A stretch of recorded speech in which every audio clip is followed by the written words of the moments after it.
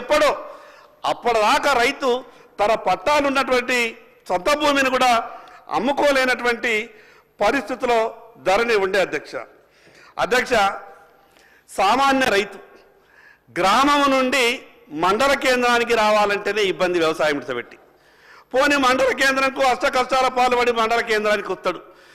ఆ తహసీల్దార్ అంటుండే నా దగ్గర ఏమీ లేదు, ధరణి వచ్చిన తర్వాత అంతా పైననే ఉన్నదని. చివరికి ఇంకా ఇతని పైన అధికారి ఎవరు అంటే ఆర్డీఓ. ఇక ఆర్డీఓ దగ్గరికి పోతుండే రైతు. ఆర్డీఓ చెప్తుండే ఇక ఈ కంప్యూటర్ ధరణి వచ్చిన తర్వాత నా దగ్గర ఏమీ లేదు, ఇంకా పైకి పోయిందంటే ఇక మళ్ళా జిల్లా కలెక్టర్ దగ్గరికి ఆ రైతు పోతుండే. జిల్లా కలెక్టర్ అంటుండే నా దగ్గర మిగతా అధికారాలు ఉన్నాయి, కానీ ఈ ధరణికి సంబంధించిన అధికారాలు నా దగ్గర లేవు, ఎక్కడికి పోవాలా సారు అని జిల్లా కలెక్టర్ని అడిగితే ఇది హైదరాబాద్లో CCLA అనే ఆఫీస్ ఉంటుంది, ఆ CCLA అనే ఆఫీసులో పోతే అక్కడ ఒక శిలక ఉంటుంది, మాయల పకీరు ఎప్పుడు ఆ శిలక పనిచేస్తుంది అని అంటే ఈ రైతుకు అర్థం కాక సంవత్సరాల పాటు తిరిగి అద్దపావు చేరుకు పరికి ఏదో కోట్ల రూపాయలు ఉన్నటువంటి భూమిని కూడా లక్షల రూపాయలకు అమ్ముకొని ఆ రకంగా రైతులు ఇబ్బంది పడ్డటువంటి సంగతి మనందరికీ తెలుసు. అధ్యక్ష, తమరి ద్వారా నేను ప్రభుత్వానికి విజ్ఞప్తి చేస్తా ఉన్నాను. ప్రభుత్వాలు చట్టాలు ఏవి చేసినా కూడా ప్రజలకు ఉపయోగపడే విధంగా ఉండాలి. అనేక సందర్భాల్లో మాట్లాడతారు అధికారాలు మన చేతిలోనే పెట్టుకోవద్దు, అందరికీ అధికారాలు పంచినప్పుడే పరిపాలన సౌలభ్యంగా ఉంటుందని చెప్తారు.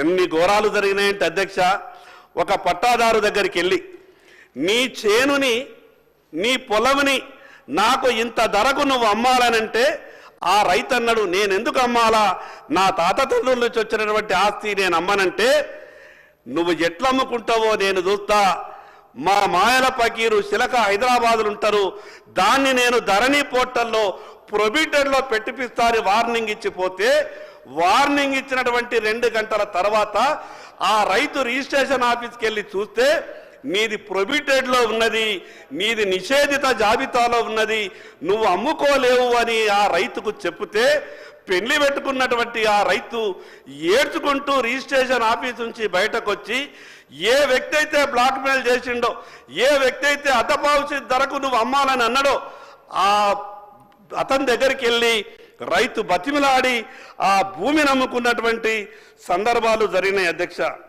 అధ్యక్ష, ధరణి పోర్టల్లో 50-60 సంవత్సరాల నుండి వ్యవసాయం చేసుకుంటున్నటువంటి రైతులు గతంలో సాదా బయాన మీద కొన్నటువంటి ఆ భూములని ఈ ధరణి వచ్చిన తర్వాత కొందరు దేశ్ముఖులు కావచ్చు, కర్నళ్ళు కావచ్చు, మిగతా కొందరు దొరలు కావచ్చు, నక్సలైట్ల భయంకు మారుమూల గ్రామాల నుండి బతుకు తెరువు కొరకు హైదరాబాద్ వచ్చినటువంటి దొరలకు తిరిగి 100,000 ఎకరాలు వాళ్ళ చేతిలో పట్టాలు వచ్చిన తర్వాత 50-60 సంవత్సరాలుగా సాదా బయానా మీద 500-1000 రూపాయలకు ఎకరం కొనుక్కున్నటువంటి ఆ రైతులు వీళ్లకు పట్టాలు వచ్చిన తర్వాత వాళ్ళు అనాథలుగా మారిండ్రు.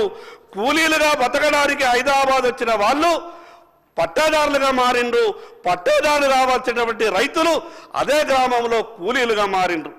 మీ ద్వారా రెవెన్యూ శాఖ మంత్రి గారికి నేను విజ్ఞప్తి చేస్తా ఉన్నాను, గతంలో ఆ రకంగా ఉన్నటువంటి తప్పులను మీరు ఇప్పుడు కొత్తగా ఈ భూభారతిలో చాలా స్పష్టంగా అన్ని విషయాలు జిల్లా లెవెల్లో కూడా చర్చ జరిగింది, ఆ చర్చలు కూడా నేను పాల్గొన్నా. కానీ మీకు కూడా ఒక విజ్ఞప్తి చేస్తున్నా, మీ ద్వారా రెవెన్యూ శాఖ మంత్రి గారికి నేను ఒక విజ్ఞప్తి చేస్తా ఉన్నా, గత ప్రభుత్వం ఏ రకంగానైతే మాయల పకీరు శిలక వ్యవహారం చేసిందో మీరు పెట్టినటువంటి బిల్లులో కూడా ఒక క్లాజ్ ఉంది అధ్యక్ష. ట్రిబ్యునల్లను ఏర్పాటు చేసే వరకు CCLAనే దీనికి సర్వస్వం అని మీరు ఆ క్లాజ్ని, ఎందుకంటే తర్వాత చర్చలో చెప్పాలనుకున్నాం కానీ సందర్భానికి అనుసంధానం ఉన్నది కాబట్టి నేను చెప్పే ప్రయత్నం చేస్తా ఉన్నాను. గత ప్రభుత్వం కూడా ధరణి పెట్టేటప్పుడు ఒక మాట చెప్పింది అధ్యక్ష, తప్పుడు ఎప్పుడు జరిగినా కూడా, తప్పులు ఎక్కడ జరిగినా ఏ అధికారి చేసినా మీకు అప్పీళ్లకు అవకాశం ఉన్నది అని చెప్పిండ్రు. 6-7 సంవత్సరాలు గడిచిపోయింది అధ్యక్ష, ఎక్కడా కూడా ట్రిబ్యునల్ ఏర్పాటు, ఎక్కడా కూడా అన్నా నా ప్రశ్న మొదటిసారి వచ్చింది, దండం పెడతానా మీ ప్రభుత్వం అన్నా, మీ ప్రభుత్వానికి సలహాలు చెప్తున్నాం, సూచనలు ఇస్తున్నాం అన్నా. గత ప్రభుత్వం చెప్పి అధ్యక్ష ధరణి వల్ల పూర్తిగా ఏదో చెడు జరిగిందని కూడా నేను చెప్పా. అక్కడ ఉన్నటువంటి లోపాలు మాత్రమే చెప్తున్నా.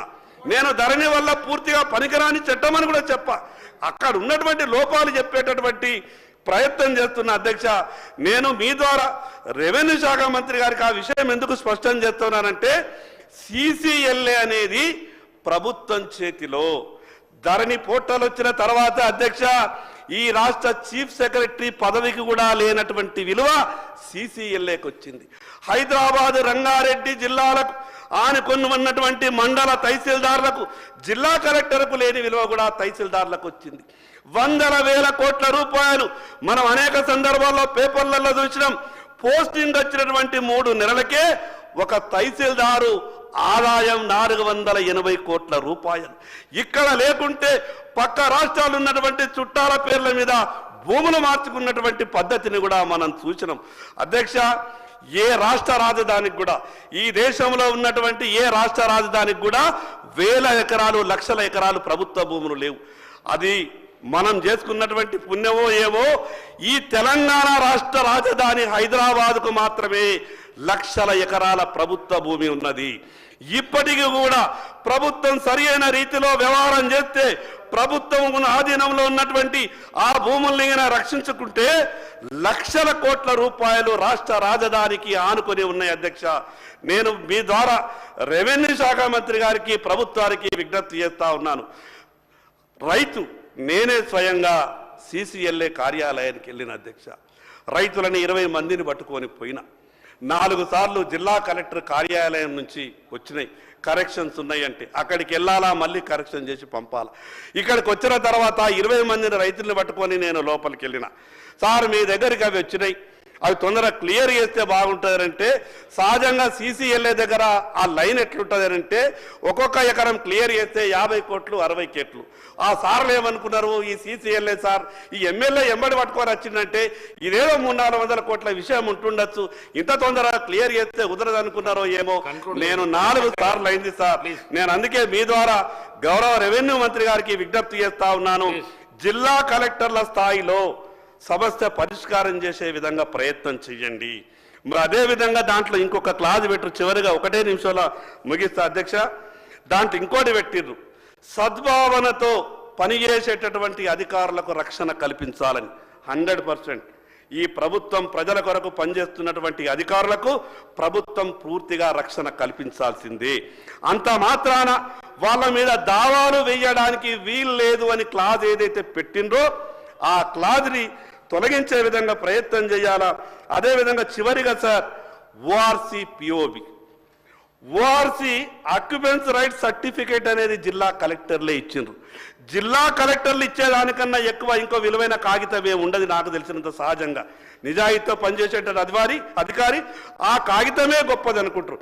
జిల్లా కలెక్టర్లు ఇచ్చినటువంటి ఆ ఓఆర్సి సర్టిఫికేట్స్ పిఓబిలో పెట్టిండ్రు. వాటిని వెంటనే పిఓబి నుండి తొలగించే విధంగా చర్యలు తీసుకోవాలని మీ ద్వారా ప్రభుత్వానికి విజ్ఞప్తి చేస్తున్నా.